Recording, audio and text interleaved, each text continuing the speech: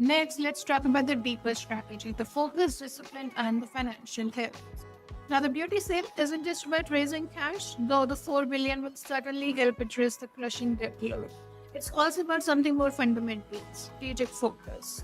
Now, Kering faces challenges beyond the Gucci struggles. Saint Laurent, which has long been the group's most consistent performer, has also reported declining sales in the recent quarters. The company needs to rethink its value chain, optimize its resources, and reconnect with consumers who demand more than heritage. They want relevance, innovation, and emotional connection. Next, let's talk about the market validation and what comes next. The market's response was immediate and enthusiastic. Kering's shares soared more than 5% when trading opened following the announcement. Investors clearly see this as a decisive action that they have been demanding. Demeo has already promised to present a detailed strategic plan by the spring of 2026, but emphasized that he won't wait that long to act.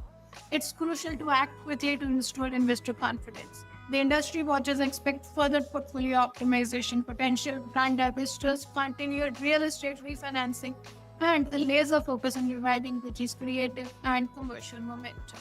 This also gives us an insight into the bigger picture, which might be a new playbook for luxury. Now, Demir's appointment and initial moves may signal a broader shift in the luxury management. The beauty division sale isn't an ending, it's an opening salvo in Kering's reinvention.